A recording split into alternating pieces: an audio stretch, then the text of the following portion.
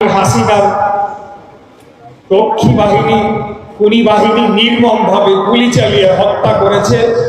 তাদের রক্তের বিনিময়ে, তাদের জীবনের বিনিময়ে আজকে আমরা এই স্বাধীনতা আমাদের ছিলই, স্বাধীনতা আমরা ফেরত পেয়েছি। আমাদের স্বাধীনতা 1971 সালে মহান মুক্তিযুদ্ধের মাধ্যমে একটি স্বাধীন বাংলাদেশ প্রতিষ্ঠা করা হয়েছিল। জুলুমবাজ হাসিনাকে ভয় না করে তারা রাজপথে নেমে আসে এবং তাকে উৎখাত করে বিতাড়িত করে বাংলাদেশকে পুনরায় একটি স্বাধীন রাষ্ট্র হিসেবে গড়ে তোলার যে আমরা চেষ্টা করছি, সেই প্রচেষ্টাকে এগিয়ে নিয়ে যাওয়ার কাজটি বাস্তবায়ন করেছে তাদের রক্তের বিনিময়ে। তাই আমাদের যে ভাইরা যেভাবে রাজপথে নেমে এসে তারা গুলির মুখে দাঁড়িয়ে থেকে এই আন্দোলনকে সফল করেছে, আমাদের এই সংগ্রামকে সফল করেছে, আমার মনে হয় যে বাংলাদেশের মানুষ তাদের রক্তের প্রতি চির ঋণী হয়ে থাকবে।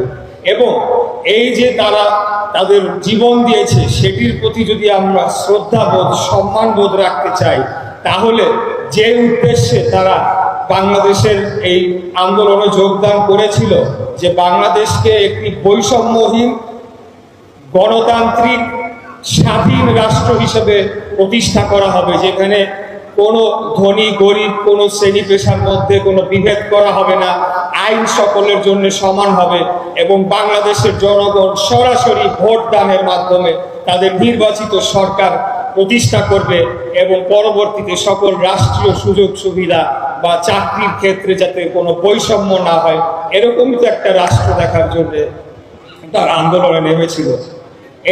এইরকমই একটা রাষ্ট্র বিনির্মাণের ঘোষণা বিগত 2022 সালে আমাদের দলের পক্ষ থেকে 31 দফার মাধ্যমে কিন্তু সংস্কার প্রস্তাব দেওয়া হয়েছিল।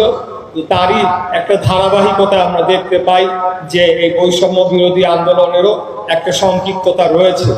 তাই আমি যারা আমাদের ছাত্র দলের ভাইয়েরা আছে তাদেরকে বলবো যে বিগত 5ই আগস্টের পরে গতানুগতিক রাজনীতির চিন্তাধারা থেকে বের হয়ে এসে আমাদেরকে নতুনভাবে চিন্তা করতে হবে। নতুন যে 3.5 কোটি ভোটাররা যুক্ত হয়েছে তাদেরকে কিভাবে আমরা আমাদের দলের প্রতি আকৃষ্ট করতে পারি, আমাদের কর্মসূচির মাধ্যমে, আমাদের রাজনৈতিক কর্মকাণ্ডের মাধ্যমে, সেটির দিকে আমাদেরকে বিশেষভাবে নজর দিতে হবে।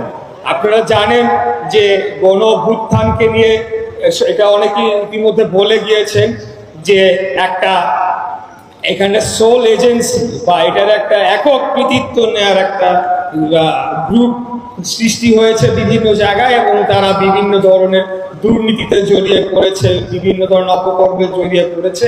আমি মনে করি তাদের এই অপকর্ম রুখে দেওয়ার দায়িত্ব আমাদের, যদি শহীদদের আত্মার প্রতি আমরা সেই শ্রদ্ধার জায়গাটি ধরে রাখতে চাই। আর সর্বশেষ যে কথাটি বলবো, যে যেটি ইতিমধ্যে বলছিলাম যে নতুনভাবে আমাদের চিন্তা করতে হবে। 3.5 কোটি ভোটাররা যুক্ত হয়েছে, আমাদের শুধু আগামী নির্বাচন, আমি ছাত্রদল করবো, আগামী নির্বাচনের কথা চিন্তা করলেও হবে না, তার পরবর্তী 5 বছর পরে আবার কিন্তু আমাদেরকে জনগণের কাছে যেতে হবে, তারপরে আবার জনগণের কাছে যেতে হবে, বারবার আমাদেরকে জনগণের কাছে যেতে হবে। তাদের